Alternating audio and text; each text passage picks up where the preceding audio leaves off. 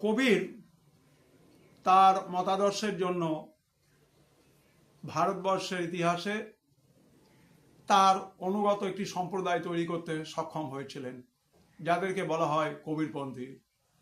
In the light of history ইতিহাসের YouTube চ্যানেলে তোমাদের সবাইকে শুভেচ্ছা জানিয়ে দ্বাদশ শ্রেণীর সাংস্কৃতিক সমন্বয়, কালচারাল অ্যাসিমিলেশনের উপরে একটি ভিডিও শুরু করছি।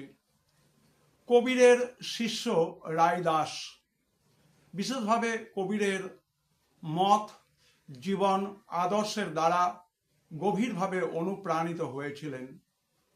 রায়দাসের লেখা বিখ্যাত গ্রন্থের নাম বেগমপুরা। এমনকি গুরু নানক দেব শোনা যায় কবিরের মতাদর্শের দ্বারা অনুপ্রাণিত হয়েছিলেন। কবিরের শিষ্যরা কবিরপন্থী নামে পরিচিত, যার মধ্যে আমি রায়দাসের কথা বললাম, এবং ওনার লেখা বিখ্যাত গ্রন্থের নাম বেগমপুরা।